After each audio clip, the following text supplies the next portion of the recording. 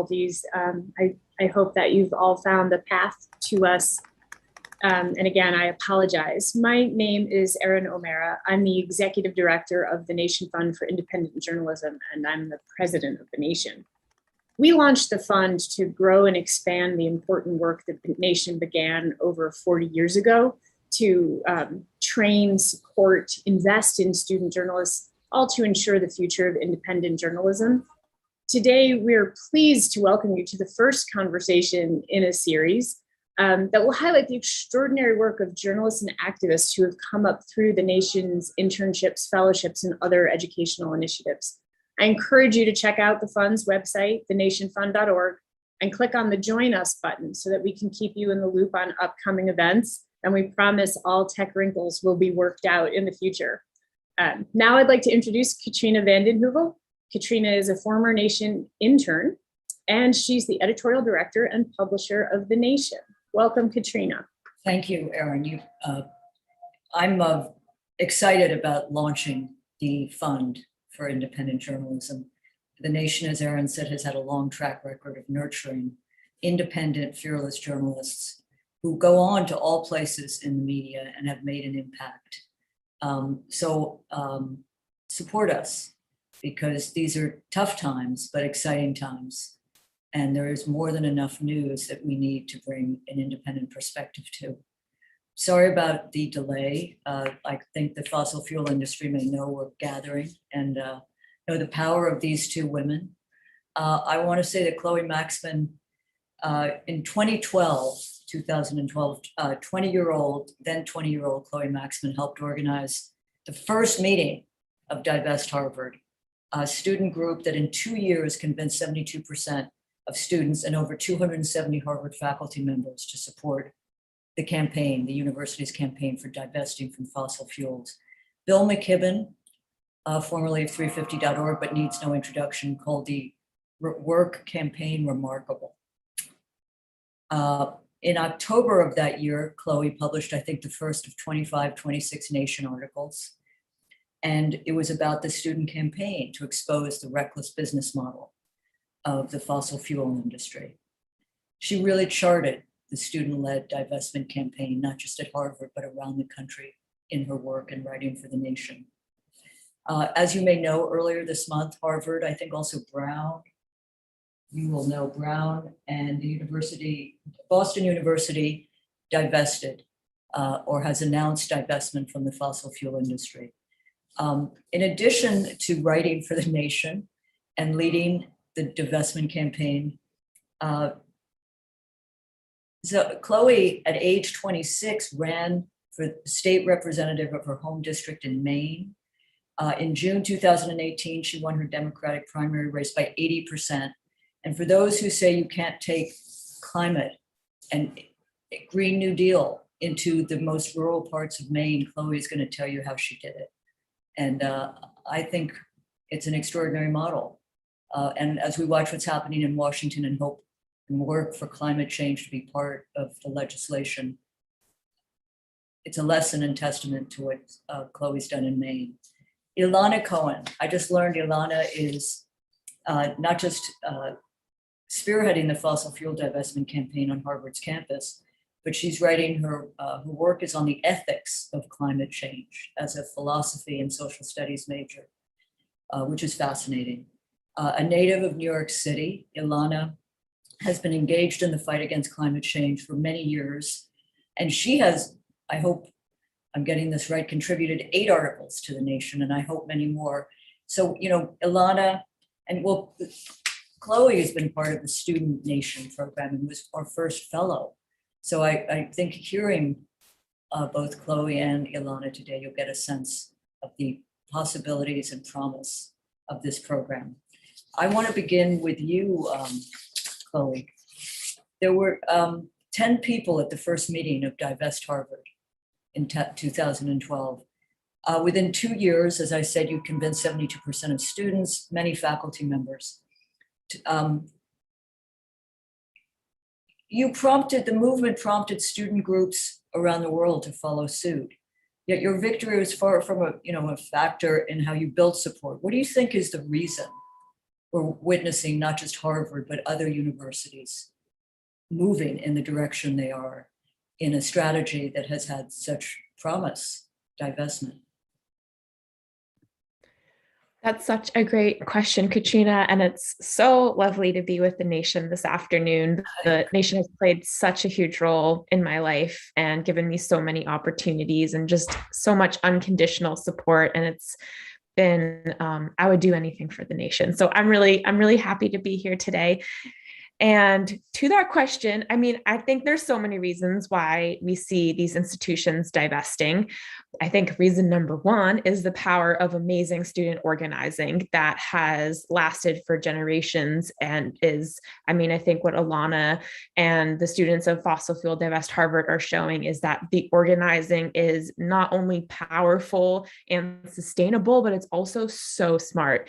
And I think another facet of the organizing is that, at least the way I've thought about it, is that success is defined by the movement that we're building, about the conversations that we're having, about watching students storm the Harvard-Yale game, about being able to shut down our administrative buildings for 6 days and 6 nights. Those are the metrics of success that we used. And so what ends up happening is that these institutions, they just look like they're being left behind, like they're not really listening to these really clear moral calls that are defining our time. And I think eventually everyone will have to get there. Do you see the larger climate, excuse the pun, the larger climate of activism, of the rising political support for Green New Deal globally and here as having played a role in moving the Divest campaign to the place it is? And where will they continue to play a role in divestment, in other arenas, as we see, of course, young activists globally speaking out and the activism so powerful? Yeah, I think that at least what I've seen is that, you know, so many of the folks that I'm organizing with, you know, I'm almost 7 years graduated. And so many of the people that I'm interacting with these days, they got their organizing start with fossil fuel divestment back in the day. And so I think that there's this generation of student activists, young activists who have circulated amongst the divestment and political organizing spaces and collectively have created this moment where we are talking about climate change in more serious and profound ways than we have before. So that's really important. I also think that we see divestment folks really connecting more with political policy making, which I think is kind of an implicit goal of the divestment movement. And, you know, everyone has their own role in this movement. And I think it's just so exciting to this day to see divestment be such a powerful tactic and for it to be so intersectional with other organizing spaces.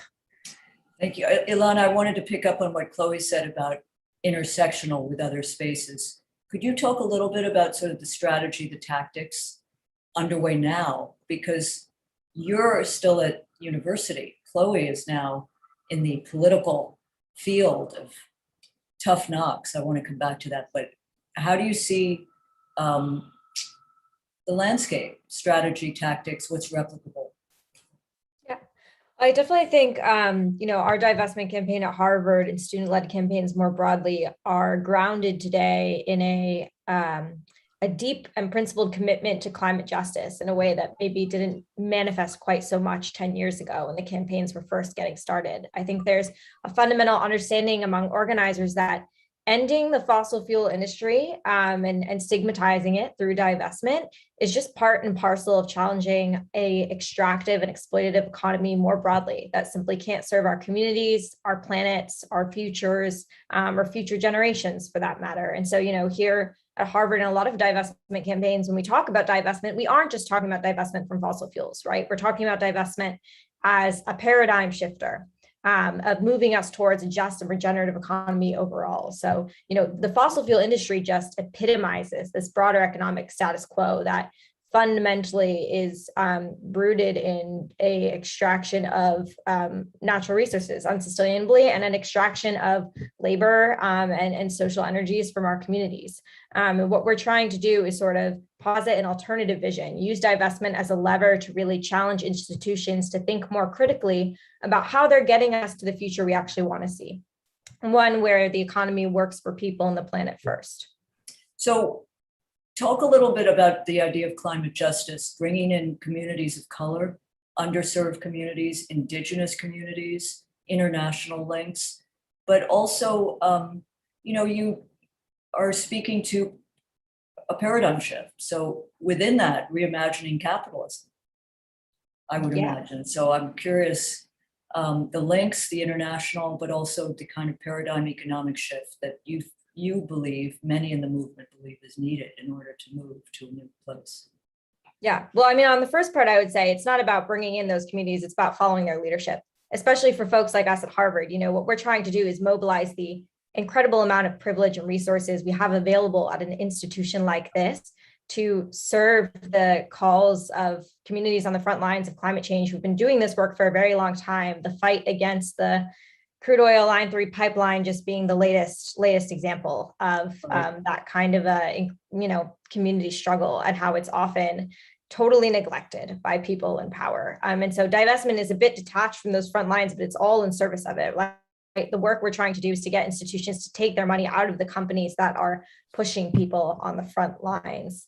And then, in terms of reimagining capitalism, that's a huge part of what we're trying to do. It's kind of funny because divestment is a mechanism that works within the capitalist system, but ultimately aims to completely transform it. And that's, that also speaks to the importance of reinvestment, not just divestment. And that's long been one of our demands. There is no sort of like sustainable and just future until all the money that's in the extractive and exploitative economy is out, but also it's reinvested in communities who are most impacted by the climate crisis, in community-based models of business, of course, in renewable energy, and the kinds of systems that are going to build up, again, this alternative future. And so one of our main projects going forward as a campaign that's won our primary demand of divestment is really thinking through how a massive amount of money like Harvard's $42 billion endowment can actually reflect investment in the kind of just regenerative economy we need to scale up on a rapid time frame, given the acceleration of the climate crisis. Yeah, divestment and reinvestment, absolutely, reinvestment. Chloe, you're on the front lines in deep red Maine. How do you speak about, we're witnessing right now a battle in Washington, which, if crudely framed, has a lot to do with Joe Manchin and the economy of West Virginia, which is probably no longer as reliant on mining, but you have to be compassionate. What do you do in speaking to people in deep red state Maine and being successful? What do you do when you sponsor Green New Deal, talk to them about shifting in these paradigm ways? Lessons for all of us. Yeah, I so remember organizing with Divest Harvard and thinking the thought, how do I get my neighbors involved with this movement? How would we translate it back to a rural conservative context? Because I grew up in House and Senate districts that vote for Trump, and everyone who raised me is Republican, and I love where I'm from more than anything. But I always kind of felt that dissonance between these progressive movements that I was organizing with and my hometown. And so that process of understanding that translation it's something I'm still learning, and I've learned so many lessons from it. But I think my big takeaways are that it can be translated. It takes different strategies, different language, just like an entirely different approach. But I also think in so many ways that we're not there yet in rural America or even in politics. I'm really fed up with the way that climate policy works in the Maine State Legislature, where we have a Democratic trifecta. Our political systems, more explicitly, our political leaders are still very far behind these movements. And I think for me, I see rural red America becoming an increasingly powerful and defining force in American politics, which is why I live in these communities. And so I spend a lot of time trying to curb that flow. But, in my community, when I door knock, I rarely hear people talk about climate change. It almost never comes up, but I do hear people talk about, I could go ice fishing in November when I was growing up, and now I can't get out there till February, or, there's just not enough rain for my farm this summer, and I don't know if I'm going to farm next year. It's just too much work. We talk about it in such a different way. And so a lot of the climate work that I've done has been through that lens and that experience. So important. I mean, I was, extreme weather has hit people hard everywhere. So that may not be translatable to climate crisis, but it seems to be in people's lives. I wanted to ask both of you this question and then a last one, but about the media. So at The Nation, our environmental correspondent, Mark Hertzgaard, who wrote about a global Green New Deal 25 years ago, The Nation, The Guardian, and Columbia Journalism Review, about a year and a half, 2 years ago, started covering climate now. And it's really about deepening media coverage of the climate, and it's international, from South Carolina to India. And I think at this moment, there are some 2 billion participants. So I'm interested, the media is so critical in framing reality for people. What do you, Ilana, I mean, you're in a university setting. You may read much more widely than that suggests. You may not have time to read media. And Chloe, I'm interested in what you're reading, local, international. Erin O'Mara is from Maine, and she's always, has the local paper, which I think is invaluable to know and read some tidbits. But anyway, I'm interested in people you're meeting with, Chloe, what you're reading, and Ilana, if you would.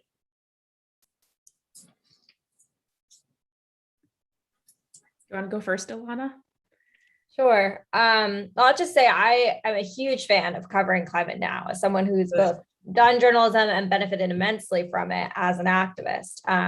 There's no greater a comprehensive program for really putting forward the kind of stories that we need to have right now. And I think what is so impressive to me about covering climate now, and what I really look for in a lot of the news that I consume, or media I consume, is the understanding that, like, the idea that climate change and climate science is up for debate, like that's old news. It was absurd when that was still as prevalent as it is, unfortunately, in some spaces now. But today, like, the understanding I really think media needs to fundamentally have is that climate change is an issue which impacts people unequally, and is an issue that is fundamentally grounded in certain structural power imbalances in our society. And so I look to outlets, that are willing to sort of like get to the meat of that. I would say a lot of covering climate now's partners are pretty emblematic of what I try to read.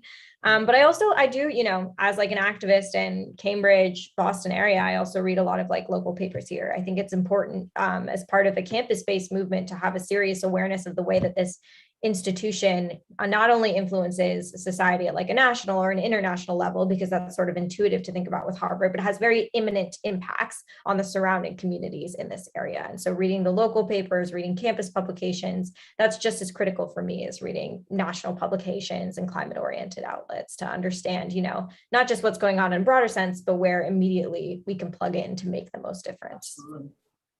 And Chloe?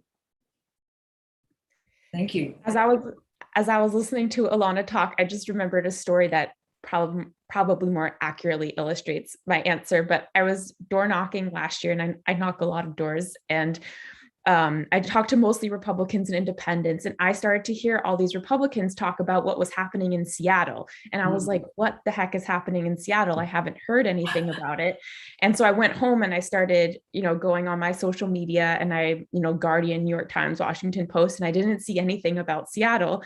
And then I went on to Fox News, and on the front page was how when protesters created their own city and the police were trying to take down the barriers, and it was just front page of Fox News.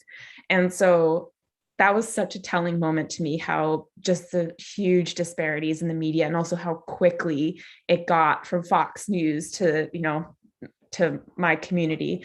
So I think it's really important for me to read everything that's happening. I love my local Maine paper. It's amazing. But I think also I really see folks relying on media sources that are not verified, that are, third party, and that really worries me. I think our reliance on unverified media is really freaky right now. And I think it just reinforces the importance of movements that are strong enough to have relationships with folks where you can have face-to-face conversations about what's happening, what's right, what's wrong, what we should be doing, and how we make sure that everyone is holding on to their civil rights. So true. There's someone who writes for us sometime, great organizer, George Gale. He was at People's Action, but the idea of deep canvassing, it's hard, but to talk to people where they are takes time. But we are faced with a landscape, not just Fox, but of talk radio, the internet. I always believe it's not a new line, but you have a right to your own opinion, but not to your own facts. That's gone the way of what do you see as the future, Ilana, for the divestment movement? I mean, you've put it in a broad frame of paradigm shift. Do you see do you have some belief in the COP26 gathering? If there's more activism moving that, are you planning to play a role as a divestment movement, bringing your tactics and strategies? And in general, do you have grounded hope that things are, they're different than when Chloe was sitting at Harvard? Yeah, a lot of big questions there. I guess I'll start with the end. I have immense hope because I think I've seen the power of persistent organizing, from Chloe's time to mine, just this continual intergenerational training of new activists, new ways of thinking, and coalition building, like across the generations, to me is the most inspiring part of engaging with this work. Going forward for the divestment movement, I mean, for our campaign and more broadly, I think reinvestment is one of the biggest questions we have. I think we've done a lot of the work to seriously stigmatize the fossil fuel industry. And so thinking through how we're scaling up the kind of economy we want to see, which is a fundamentally different one, is next. But at the same time, the industry maintains a huge political and economic muscle. I don't think, it's abundantly obvious, for instance, that this is a continuing factor in the Biden administration's decision-making and a lot of DC folks' decision-making. And so, cutting off all of those ties is also the remaining project for divestment campaigns. There are so many that are much more insidious than just, investments, right? Which are in some ways much more tangible, much easier to target. Whereas thinking about, for example, the amount of money that fossil fuel companies pour into energy research on elite college campuses, right, elite think tanks, that's a whole other largely untapped can of worms that we need to get into, because those are other ways that institutions with a lot of social credibility lend their licenses to the industry.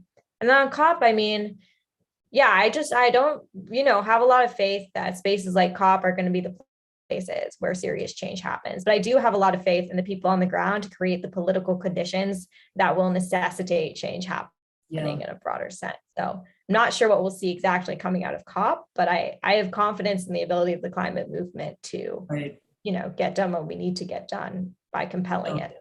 That's so well said. I mean, at the Nation, and I'm going to close with Chloe and come back to Aaron for questions, but we've always believed in the power of social movements to make systemic change. But I will say what Chloe's doing interests me enormously, because in the last, I'd say about 10 years, we've seen a wave of movement people go into electoral politics. And I think that's hopeful. I mean, I think of Pramila Jayapal in Washington right now, leader of the Progressive Caucus. We met her in Seattle in 2015 when we did a 150th anniversary tour. And she was in the Seattle State House, but she had really formed her politics in the wake of 2001, 9/11, because she was an immigrant rights organizer. So I think you need people inside. And I agree, there's more awareness of cutting off the money tie, which is incredibly insidious and powerful and remains. But Chloe, where do you see yourself going if you continue in electoral politics? Do you wish to? Do you find it satisfying for the work you care about? Oof. My answer to that question is probably too complex and metaphysical for folks right now. But I think my takeaway from being in office is thankfully the same thing that I thought before, which is that all of our hope lies in social movements and not in politics. I actually don't think that our political system itself is broken. It's a slow system, but it's a thorough system. The problem with the system is the people who are in it and the people who are in leadership in state legislatures and who are our governors and who are making politics move forward. That's our problem. So I think I find it a more depressing environment to be in than organizing around social movements. But I think it's just also continues to underscore for me how much we have to pay attention to who we are electing, and more importantly, what they're doing after we elect them. Because if they're not doing the right thing, then it's time for someone else. Thank you so much. I'm going to turn it to Erin in the hope that our systems are working here. They're okay. And thank you so much for really fascinating, important conversation. Hi, everyone. And again, I really do apologize for the tech glitches. I hope on the viewers' end things are looking good. And we do have some questions from the audience. And this is really fascinating. I'd like to start with Chloe on, Maine is a state where people's fortunes are really tied to oceans and the land. And it seems like a place where some of the coalition building and social movements you're talking about would be really successful. And so I wonder when what did you learn from introducing the Green New Deal in the Maine state legislature, and where are you finding allies? Yeah, I think it's a process that I'm still trying to understand, because I represent so many people who, they don't work for the big, capital F fossil fuel industry, but they work for the local companies that deliver propane or that maintain our natural gas infrastructure. Those are my constituents, and they talk to me about their fears about losing their jobs. And we don't have the policy framework in Maine to ensure a just transition. And so we're just kind of passing climate policy without that framework. And all these confluences of events really worry me and make me very careful about what I do as a representative of my people. One of the ways that I have chosen to move through that complex morass is by working with the labor unions. And my Green New Deal bill was very different from what we saw at the national level, but was just really targeted legislation that was meant to represent the reality of rural working Mainers, very much focused on job creation and job access for folks in rural places. And all of that was done with the labor unions, mainly the AFL-CIO here in Maine. And learning from them, listening to their perspectives, and following their lead has been the way that I've chosen to work on climate policy in our state, and working with them on another bill next year. So I'm excited to see where that goes to. Thank you. Ilana, you described some really important and big goals for Divest Harvard, but goals that are also going to require working through quite a tangle. And so I wonder what are the next steps? Where are you moving to next with Divest Harvard? Yeah, a tangle would be a great way to describe it. I guess I'll start with reinvestment, because in some ways that's a bit more intuitive. Like, there are a lot of small community-based groups that are already doing the work of reinvestment in real time. Those are the kind of groups that our campaign is looking to connect with, like Boston Ujima Project. The social organizations who have clear ideas of what it means for funds to be accountable to the people impacted by their investments. And so in scaling up a sort of larger vision of what like a $42 billion fund could look like if it was supporting a just regenerative economy, the most work for us there is really like, again, connecting with people who can contribute to the sorts of like thoughts and principles and conceptions of funds that money would go to. So yeah, a wonderful group in our campaign has been doing a listening tour with other social justice groups and community funds over the past few months to try to get those ideas together and ultimately shape them into a proposal. on exposing all of the fossil fuel money that's on this campus and across higher academia, that is a very hard project because there is very little transparency around it. I mean, sometimes it's easy to find insofar as like ExxonMobil likes to tout that it works with Princeton on its website.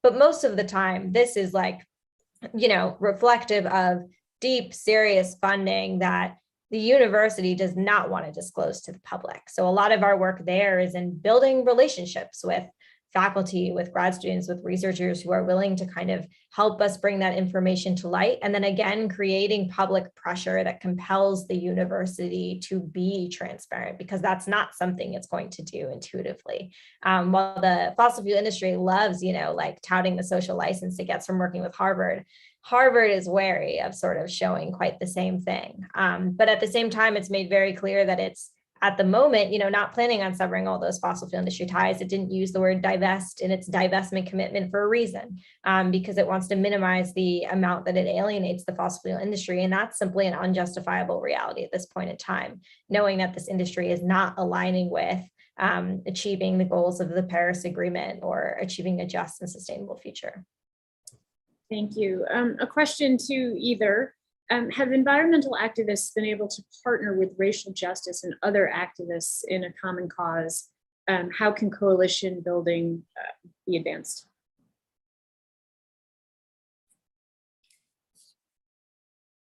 And that's for either Chloe or Ilana.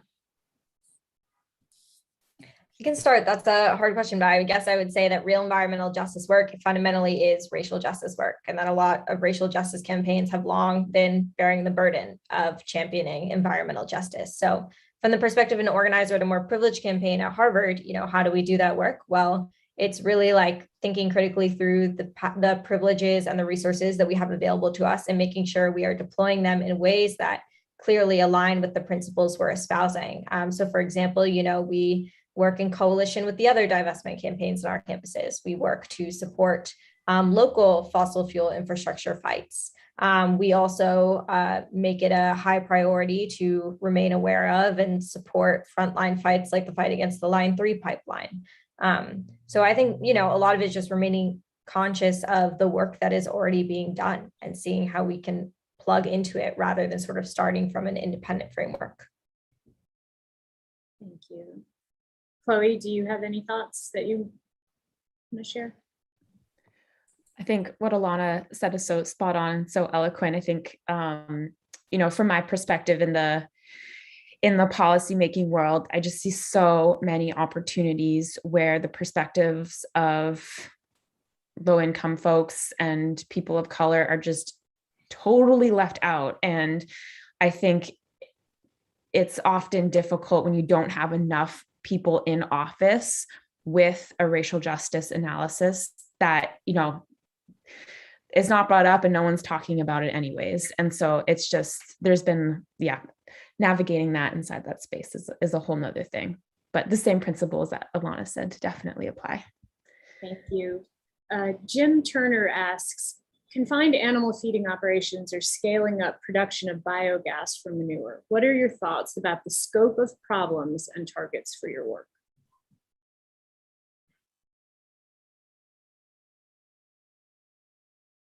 And to either. I can start that and say, it's an interesting question. Like, I think, just to step back for a minute, like one thing we think about a lot of divestment campaign is like, okay, how are we defining divestment from the fossil fuel industry? Chloe really alluded to this actually earlier. Like how far does that scope go? And I think it's very clear that there are like certain major polluters that have contributed disproportionately to the problem and are also taking disproportionate levels of action to impede real solutions. And those aren't just like the major fossil fuel companies. There are a lot of big meat and animal agriculture companies there too, certainly, and others. So defining those sorts of actors and targeting them, like that's a broader goal. But I think, in terms of like each individual, the benefit of being part of like an individual campaign is that like you can work in coalition with so many different groups, right? In order to like ultimately decarbonize the whole economy and do it in a just way, we're going to need groups targeting all of these corporate actors and all of the government actors who are failing to hold them accountable.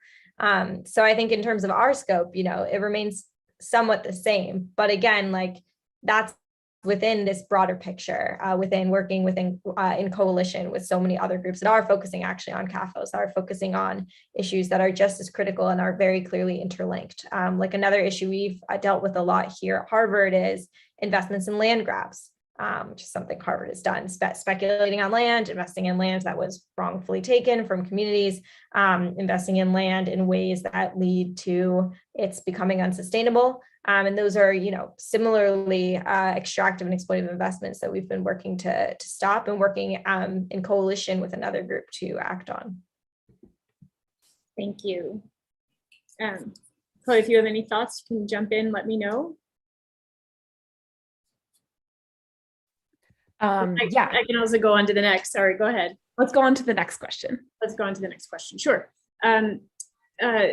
Sibilant Intake, and I apologize if I got your screen name wrong, asks, if intersectionality limits support for fossil fuel abolition to the progressive left, what happens when center-right governments hold power? Don't we need to build broader consensus to succeed? Chloe, we can start with you if you'd like.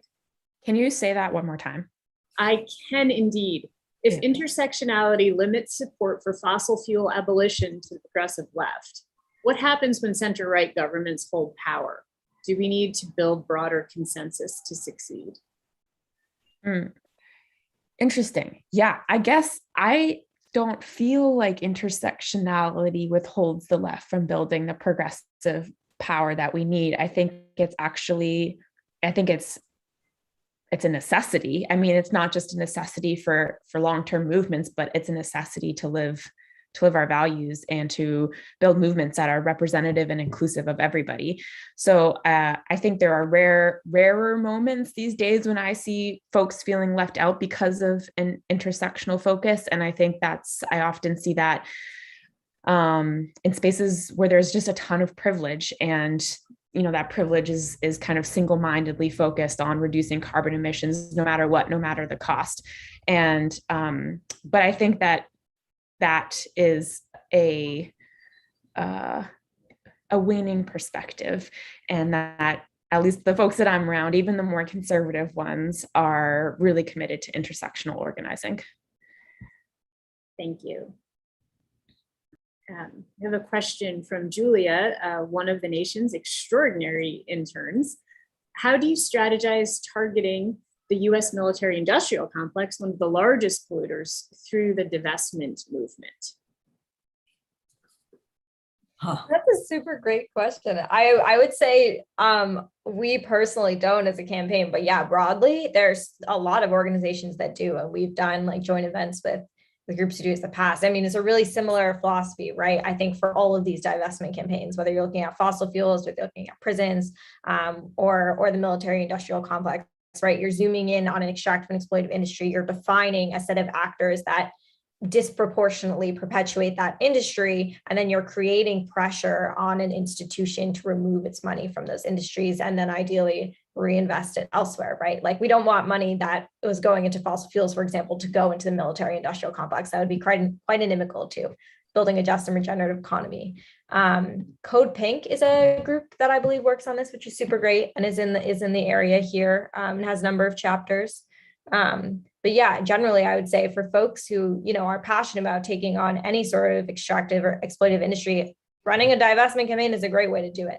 Not only because it very clearly targets those actors, but also because it is a great way to build up a community of change makers and to develop a lot of skills in thinking through power structures and confronting them. Thank you.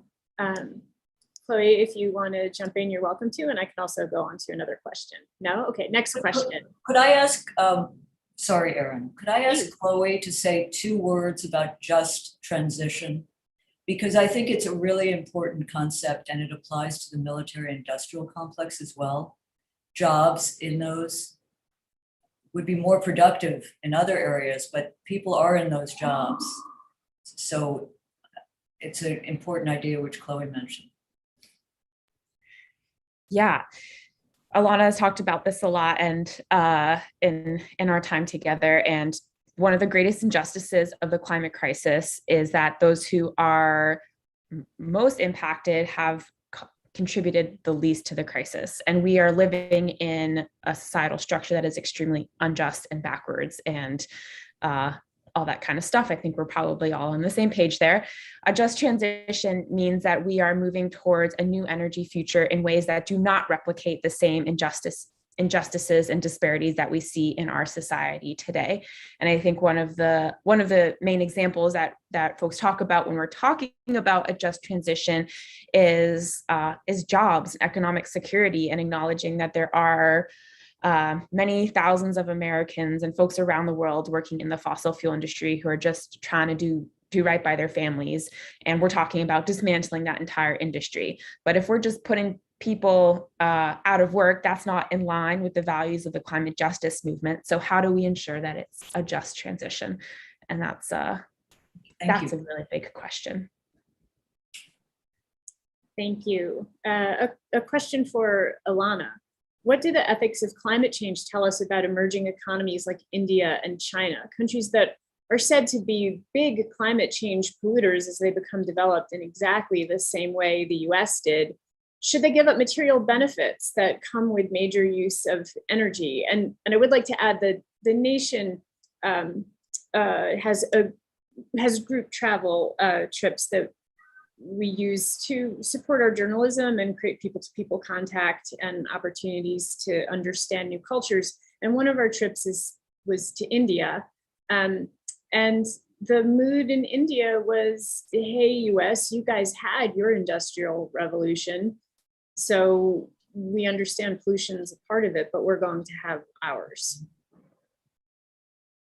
Yeah, I mean, that is one of the questions, right? I mean, I think there's sort of, two answers. One is like, there is a reality that nations are going to just have to curb their emissions if we're going to stabilize prevent certain tipping points and certain dangerous levels of planetary warming, avert further catastrophic consequences of climate change. So that is an imminent reality that our world leaders have to deal with. Unfortunately, they're not doing it. That's where activism and social movements come in.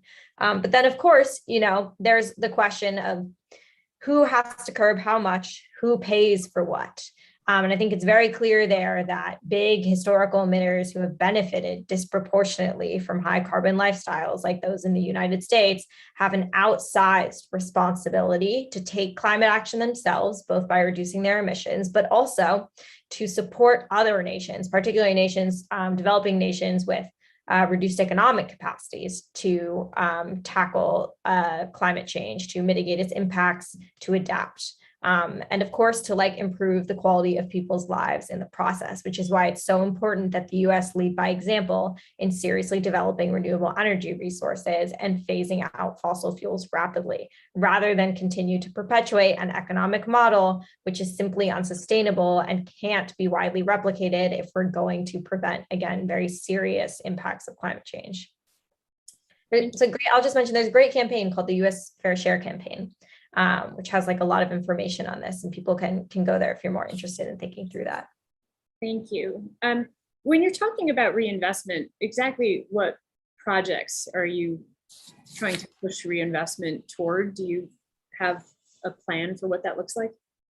Yeah, I wish that I had a more solid plan, but again, I think this is one of the questions that the movement has to answer. I think there are a lot of really, really good examples like Boston Ujima Project of women and people of color owned local businesses that are sustainable and renewable and that represent the kinds of funds we should be investing in. But then of course, to think about an economy-wide scale, shifting our energy dependence, there need to be a lot of serious, big investments in renewables and developing renewable energy resources and all the technologies that we need to be able to support them. So it's sort of that twofold vision, right? Thinking through how we get the massive scaled up renewable energy economy we need and how we are simultaneously ensuring that we are investing in models of business that are sustainable, that are also accountable to the principles of equity and justice that we want to center. I don't know of a really good example where this has been done on a macro scale. If someone does, please let me know, because I think, again, that's the biggest part of the question, right? Is there are a lot of really great local examples of reinvestment, and those are awesome, and we need to keep supporting them, but we also need to scale them up rapidly. So that funds like Harvard's or the US government, can mirror that kind of an investment. Thank you. For Ilana and Chloe, maybe we'll start with Chloe. How optimistic are you that the Green New Deal moves forward on the federal level?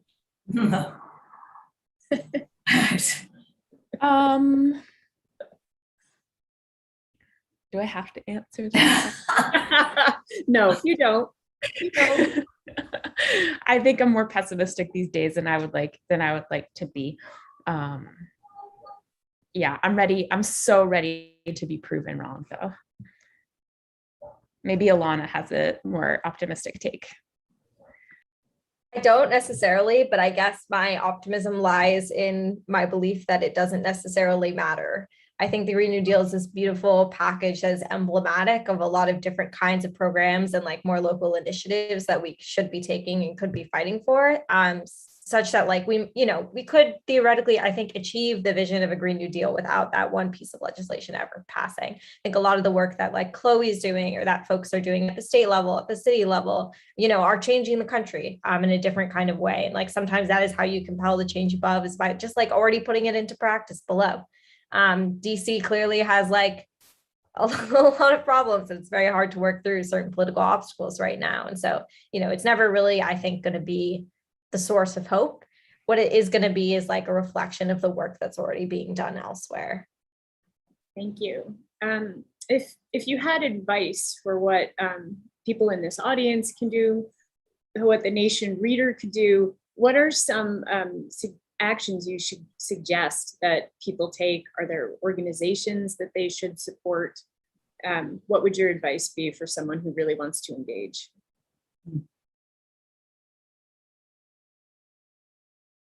We can start with you, Ilana. Okay. Yeah, I mean, there's so much work to be done. I guess the first thing I would say is just like find an organization in your community. There's so many incredible groups working on climate justice at this point. It's like almost ubiquitous. So find one and get involved. If there isn't one, like this is the time to start one. Divestment campaigns are such a great template, and there are already so many models for the kinds of strategies and tactics you could pursue, for the ways that you could think about targeting, the actors that are most important to you to target. And also like wherever there is a pool of money that you have some sort of relationship to, you have an ability to work on divestment and reinvestment in that capacity, whether it's your faith group, whether it's your pension fund, whether it's your current school or your alma mater, whether it's your employer or like a corporation, for-profit or nonprofit that you're connected to, whether it's your city. Again, just so many different levels. Anywhere you can find a pool of money, you can start working on divestment and reinvestment. And then also, of course, there's like personal action that you can take in terms of your own finances to divest. Big banks are huge financiers of the fossil fuel industry, of projects like Line 3. And so, it is a small but powerful thing to do, to say that you don't want to be a part of that more convenient economic model, which is sustaining fossil fuel dependence. Yeah. And then lastly, actually, I would just add, like, to keep an eye out for really critical frontline fights like Line 3. Seeing Line 3 grow operational was absolutely infuriating and depressing last week. And there are just like no words to even describe that, I can imagine, for the people who are facing that imminent reality right now. But like many of the Indigenous leaders and organizers who are on the ground over there, they're just shifting their fight. They're not giving up on it, and they're asking for support in doing that. So providing that kind of support, whether it's through donations, whether it's through going to the front lines and learning and listening and supporting, that is really, or it's leveraging your ability to, support divestment from projects like that from afar. All of that is really critical. And it's ongoing, because these fossil fuel infrastructure fights are everywhere, right? It's not just Line 3, it's all across the entire country. They're often in your backyard, and you may not even know it yet. Thank you. Chloe, do you want to jump in, or let me know? Yeah, ditto to everything that Ilana said. And the other thing that you can also do in your hometown is research who your state rep and state senator are. And so much of the fight on climate is, and on all forms of social justice, are falling to state legislatures in the absence of federal action, as Ilana was also talking about before. And guarantee there is someone in your state who's either doing something really good or really bad on climate, and it's important to shed a light on it. And for folks who kind of want to learn how to run for office or understand who's running in your area, there are two awesome organizations. One's called Lead Locally, that is specifically focused on electing folks to target and stop fossil fuel infrastructure. And then there's another one called Run for Something that's all about supporting young progressives running for office. So I always look to who they're working with. Thank you. We'll just do one more question before I turn it to Katrina to close. And before I ask, I just want to let everybody know that this video will be sent to everybody who signed up. I apologize again for the technical difficulties. It's interesting, when we tested this working remotely, it all worked fine. And now we're in the office today and it's not working. So I apologize, but everybody will get a copy of the video. And so we'd like to end on a little bit of hope. So first of all, congratulations to both of you for the extraordinary work and victory that you've had with Divest Harvard. But beyond this celebration, is there a story or a campaign or a victory or something that you can share that gives you hope and that our audience can take some hope from? We can start with Ilana. Oh, wow. Okay, there's a lot that gives me hope. It's hard to pick something out immediately, but yeah, I guess the first thing that comes to mind, I'll just shout out actually the folks at Boston University and University of Minnesota. Like, both of those schools just committed to divestment shortly after Harvard. And I mean, it's great to see that, like, that there is power in Harvard's victory, but like, those were hard fought campaigns that also testified to the persistence of student and community organizing. And so I think one thing that gives me hope is really just thinking about, how many other students, alumni, faculty, communities get to take this next step now of like moving beyond, beating the drum around divestment and really thinking through like, okay, what does the next step mean? What does it mean to focus on reinvestment, to sever the fossil fuel industry's ties and stigmatize it entirely? What does it mean to achieve a university or an institution that is fundamentally reflective of the interests of our communities and our planet? It's really, really just like thrilling to have the opportunity to do that work. So like, huge shout out to all the folks who made that happen. Yeah. Thank you. Chloe? Sorry. Yeah, I find so much hope and inspiration in young folks who are organizing today and just creating different models of how to organize and what that can look like. There are just some really amazing young activists here in Maine that I work with who just are rethinking what it means to organize in school and to be a student activist and to work on policy. And it's just, I think that's amazing. I'm also so inspired by all of the young folks running for office. I think I just think that's amazing. And that opportunity to put that platform out there, seeing so many Green New Deal platforms come out, so many really strong climate justice platforms, that's so incredible. And that is the stuff that's slowly going to turn the tide and create the political climate, pun intended, for the policy that we really need. I think that's like the most frustrating thing, is that we know that the people's will is there or almost there, but our politics just aren't there yet. And one of the ways that we do that is by supporting folks running for office. And so it's exciting to see the waves start to build. Thank you. I guess add that both of you give me a lot of hope. Thank you so much. This was a really extraordinary conversation, and I'm going to turn it over to Katrina. It was a really extraordinary conversation, and I was going to second what Erin says. You give me hope and inspiration. I love Chloe talking about a younger generation. Run for Something has come through our office, as does Code Pink. We're in touch with a lot of those organizations, but changes rarely come from DC, right? So the idea of global is something I think you're reminding us of, and grateful for your inspiration. And I also think of history. 10 years ago, change has happened because of work like yours, and that's inspirational. I want to thank you on the call for bearing with our technical issues, but also please support the Nation Fund for Independent Journalism. It's a time when we need independent voices. We need voices like Ilana and Chloe's. So let us know if you can be with us. And what a great, great first event. Very great